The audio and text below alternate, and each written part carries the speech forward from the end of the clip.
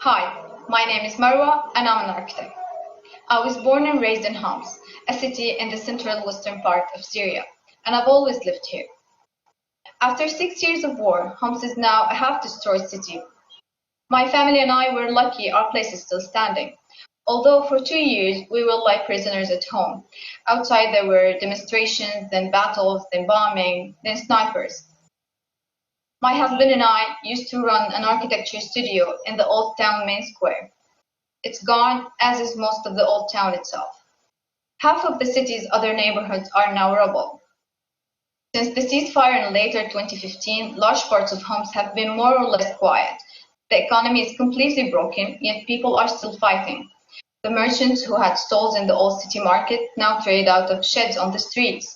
Under our apartment, there is a carpenter, sweet shops, a butcher, a printing house, workshops, among many more.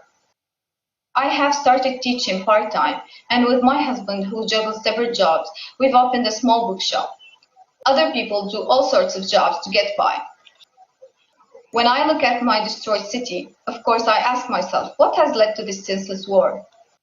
Syria was largely a place of tolerance, historically accustomed to variety, accommodating a wide range of beliefs, origins, customs, goods, food. How did my country, a country with communities living harmoniously together and comfortable in discussing their differences, how did it degenerate into civil war, violence, displacement, and unprecedented sectarian hatred? There were many reasons that had led to the war, social, political, and economic. They all had played their role, but I believe there is one key reason that has been overlooked and which is important to analyze, because from it will largely depend whether we can make sure that this doesn't happen again. And that reason is architecture. Architecture in my country has played an important role in creating, directing, and amplifying conflict between warring factions, and this is probably true for other countries as well. There is a sure correspondence between the architecture of a place and the character of the community that has settled there. Architecture plays a key role in whether a community crumbles or comes together. Syrian society has long lived the coexistence of different religions and backgrounds. Syrians have experienced the prosperity of open trade and sustainable communities. They have enjoyed the true meaning of belonging to a place, and that was reflected in their built environment.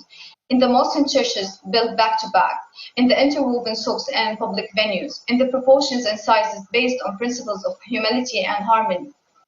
This architecture of mixity can still be read in the remains. The old Islamic city in Syria was built over a multi-layered past, integrating with it and embracing its spirit. So did its communities. People lived and worked with each other in a place that gave them a sense of belonging and made them feel at home. They shared a remarkably unified existence. But over the last century, gradually this delicate balance of these places has been interfered with. First, by the urban planners of the colonial period, when the French went enthusiastically about transforming what they saw as the unmodern Syrian cities. They blew up city streets and relocated monuments. They called them improvements, and they were the beginning of a long, slow unraveling. The traditional urbanism and architecture of our cities assured identity and belonging not by separation, but by intertwining. But over time, the ancient became worthless, and the new coveted. The harmony of the built environment and social environment got trampled over by elements of modernity, brutal unfinished concrete blocks, neglect, aesthetic devastation, divisive urbanism that zoned community by class, creed, or affluence. And the same was happening to the community. As the shape of the built environment changed, so the lifestyles and sense of belonging of the communities also started changing.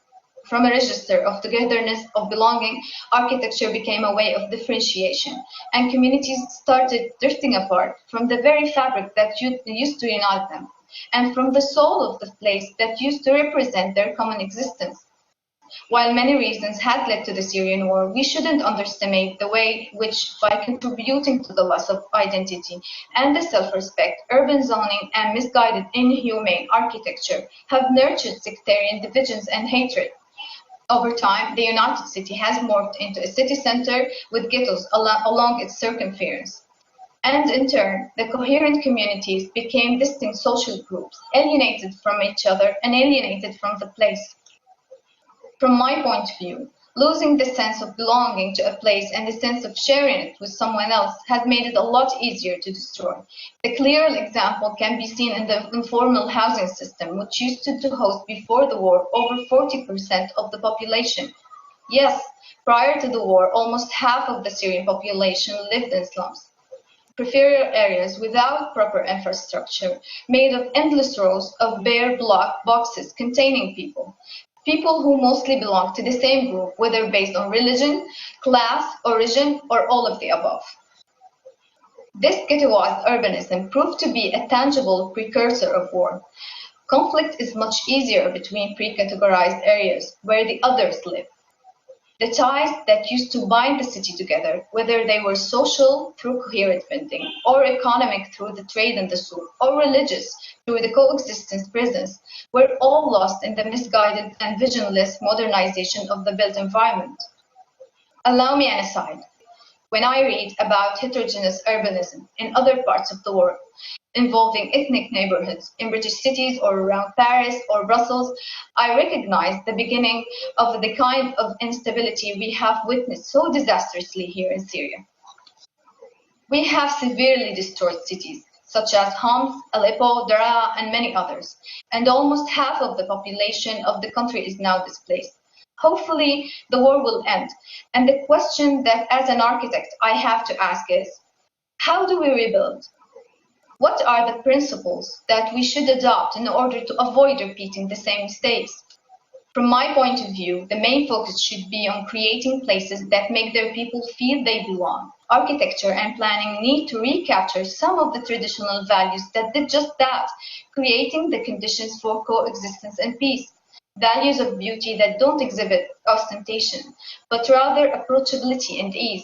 Moral values that promote generosity and acceptance. Architecture that is for everyone to enjoy, not just for the elite. Just as used to be in the shadowed alleys of the old Islamic cities. Mixed designs that encourage a sense of community. There is a neighborhood here in Homs that's called Baba that has been fully destroyed. Almost 2 years ago, I introduced this design into a UN Habitat competition for rebuilding it. The idea was to create an urban fabric inspired by a tree, capable of growing and spreading organically, echoing the traditional bridge hanging over the old alleys, and incorporating apartments, private courtyards, shops, workshops, spaces for parking and playing and leisure, trees and shaded areas. It's far from perfect, obviously. I drew it during the few hours of electricity we get, and there are many possible ways to express belonging and community through architecture. But compare it with the freestanding, disconnected blocks proposed by the official project for rebuilding Baba. Architecture is not the axis around which all human life rotates, but it has the power to suggest and even direct human activity. In that sense, settlement, identity, and social integration are all the producer and product of effective urbanism. The coherent urbanism of the old Islamic city and of many old European towns, for instance, promote integration, while rows of soulless housing or tower blocks, even when they are luxurious, tend to promote isolation and otherness. Even simple things like shaded places or fruit plants or drinking water inside the city can make a difference in how people feel towards the place and whether they consider it a generous place that gives, a place that's worth keeping, contributing to, or whether they see it as an alienating place full of seeds of anger.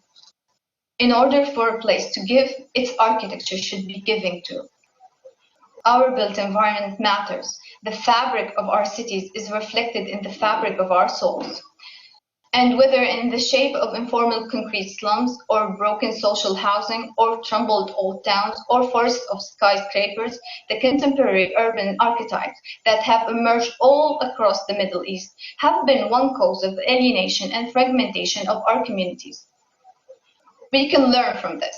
We can learn how to rebuild in another way, how to create an architecture that doesn't contribute only to the practical and economic aspects of people's life, but also to their social, spiritual, and psychological needs. Those needs were totally overlooked in the Syrian cities before the war. We need to create again cities that are shared by the communities that inhabit them. If we do so, people will not feel the need to seek identities opposed to the other identities all around. because they will all feel at home. Thank you for listening.